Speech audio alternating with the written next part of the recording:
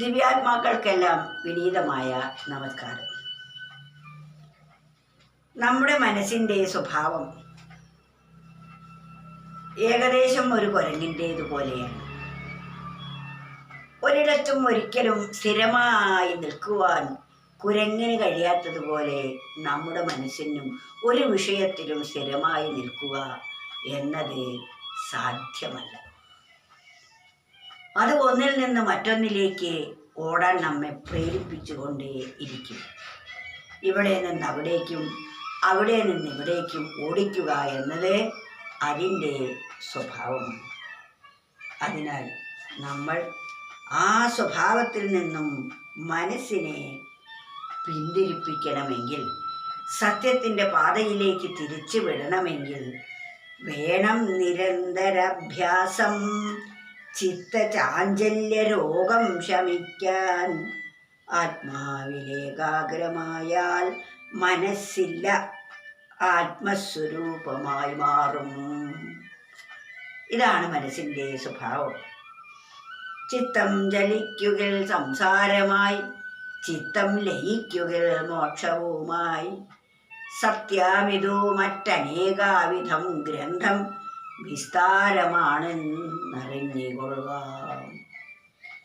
അതുപോലെ നിരന്തരമായ പരിശീലനം കൊണ്ട് ഒരു സർക്കസിൽ എന്തെല്ലാം അഭ്യാസങ്ങളാണ് ചെറിയ കുട്ടികൾ പോലും ചെയ്യുന്നത്. അപ്രകാരം നമ്മുടെ മനസ്സിനെയും നാം നിയന്ത്രണ വിധേയമാക്കണമെങ്കിൽ നിരന്തരമായ ശ്രമം കൂടിയേ കഴിയൂ. വേണം നിരന്തരാഭ്യാസം. നിരന്തരമായ പരിശീലനം, അഭ്യാസം നമ്മുടെ മനസ്സിന് ഉണ്ടെങ്കിൽ മാത്രമേ മനസ്സ് നിശ്ചലമാവുകയുള്ളൂ. മനസ്സിൻ്റെ ചാഞ്ചല്യം നിന്ന് കഴിഞ്ഞാൽ പിന്നെ അത് മനസ്സല്ല, അത് തന്നെയാണ് ഈശ്വരൻ. അതാണ് വേണം നിരന്തരാഭ്യാസം. ചിത്തചാഞ്ചല്യ രോഗം ശമിക്കാൻ ആത്മാവിലേകാഗ്രമായാൽ മനസ്സില്ല. ആത്മാവിൽ ആ മനസ്സ് ഏകാഗ്രമായി കഴിഞ്ഞാൽ പിന്നെ മനസ്സില്ല, ആത്മസ്വരൂപമായി തീരും. ആ മനസ്സ് തന്നെ ആത്മസ്വരൂപമായി തീരും. നിശ്ചലമായ ആത്മസ്വരൂപമാണ് ചലനാത്മകമായപ്പോൾ മനസ്സായി മാറിയത്. മനസ്സായി മാറുമ്പോൾ അത് ചിത്തചാഞ്ചല്യം നിറഞ്ഞതാണ്. ആ ചാഞ്ചല്യം നിന്ന് അത് നിശ്ചലമാകുമ്പോൾ ആത്മസ്വരൂപമായി. ചലിക്കുമ്പോൾ മനസ്സും നിശ്ചലമാകുമ്പോൾ ആത്മാവുമായി തീരുന്നു. ഇതാണ് മനസ്സും ആത്മാവും തമ്മിലുള്ള ബന്ധം. ഏതുപോലെ കടലിൽ ഒരു ചെറിയ ഓളം വെട്ടുമ്പോൾ തിരയുണ്ടാകുന്നു. അല്പസമയം കഴിയുമ്പോൾ ആ തിര ഇല്ലാതെയായി കടലിൽ തന്നെ ലയം പ്രാപിക്കുന്നു. തിരയായി മാറിയപ്പോൾ അത് മറ്റൊരു രൂപവും നാമവുമായി. അത് ആ കടലിൽ നിന്നുണ്ടായി.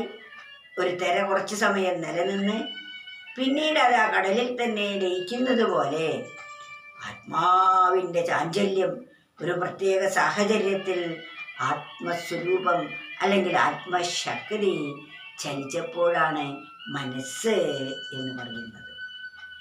ആ ചഞ്ചലാത്മകമായിരിക്കുന്ന മനസ്സാണ് ഇന്ദ്രിയങ്ങളിലൂടെ കണ്ണ്, മൂക്ക്, നാവ്, ത്വക്ക്, ചെവി മുതലായവയിലൂടെ ഒഴുകിയപ്പോൾ ഈ വിഷയങ്ങളെല്ലാം പരസ്പര വിരുദ്ധമായി നമുക്ക് തോന്നുന്നു. ചിലതൊക്കെ ഇഷ്ടം, ചിലതൊക്കെ ഇഷ്ടമില്ലായ്മ, ചിലതൊക്കെ നല്ലത്, ചിലതൊക്കെ ചീത്ത.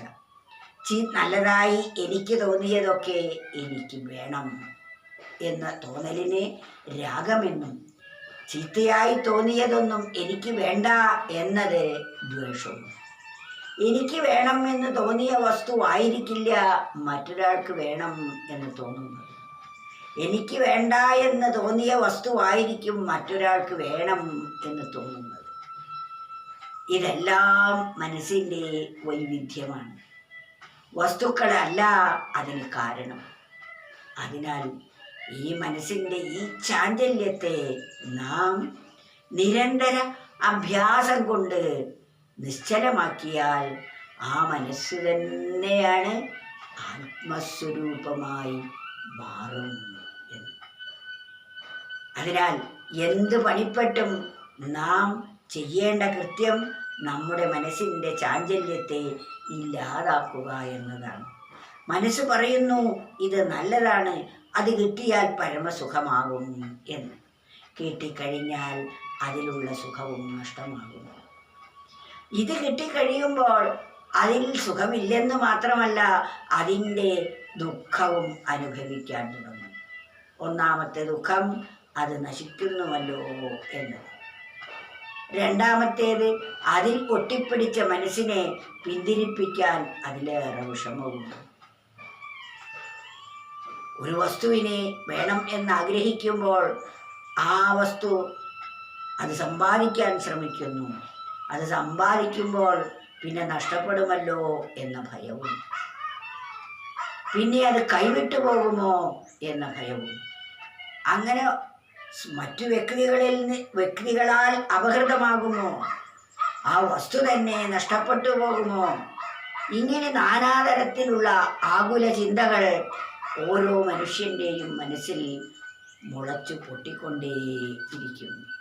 ഇതാണ് അശാന്തി എന്ന് പറയപ്പെടുന്നത്. അസ്വസ്ഥത, സമാധാനമില്ലായ്മ, ദുഃഖം എന്നെല്ലാം പറയുന്നത് ഈ മനസ്സിൻ്റെ ചാഞ്ചല്യമാണ്.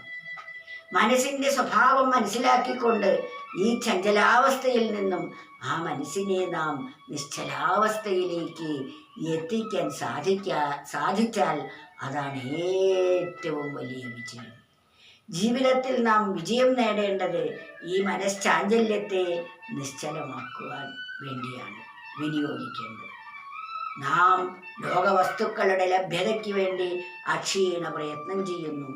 എന്നാൽ ഈ മനസ്സിൻ്റെ ചാഞ്ചല്യത്തെ ഒന്ന് നിശ്ചലമാക്കാനാണ് നാം പരിശ്രമിക്കുന്നത് എങ്കിൽ നാം വമ്പിച്ച വിജയത്തിൽ എത്തിച്ചേരുന്നതാണ്. അതിനാൽ വേണം നിരന്തരാഭ്യാസം ചിത്തചാഞ്ചല്യരോഗം ശമിക്കാൻ. ആത്മാവിലേകാഗ്രമായാൽ മനസ്സില്ല ആത്മസ്വരൂപമായി തീരും.